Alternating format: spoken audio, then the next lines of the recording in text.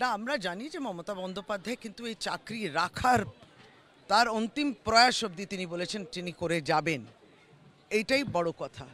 এবং সেই চেষ্টা তিনি করছেন, যেটা উইদিন দি লিগ্যাল ফ্রেমওয়ার্ক হবে। সেই ভরসা এবং আস্থা রাখুক, ততদিন অবধিও তিনি কিছু কিছু পদক্ষেপ যেমন নিয়েছেন, বলেওছেন কথা। তো সেইটার আমার মনে হয় দিদির কথার উপর আস্থা এবং ভরসা রাখা উচিত। কোনো রাজনৈতিক উদ্দেশ্য থাকা উচিত নয় কোনো। না না, আমরা না না, এটা দলের নেতৃত্ব মনে করেছেন, উত্তর কলকাতার একটি কোর কমিটি গঠন করেছে, তার মধ্যে 9 জন সদস্যের মধ্যে আমি একজন। সুতরাং আমরা প্রত্যেকেই দলের নেতৃত্ব যেটা আদেশ দিচ্ছেন, নির্দেশ দিচ্ছেন, সেটাকে পালন করছি। আমি নিজ নিজ এলাকাতে নির্বাচিত বিধায়ক, আমার সারা বছরেরই কাজ থাকে।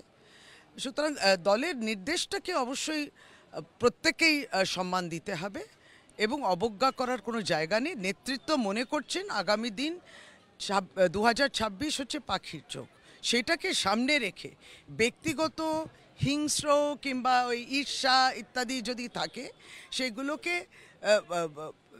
সেটা গুরুত্বপূর্ণ নয়।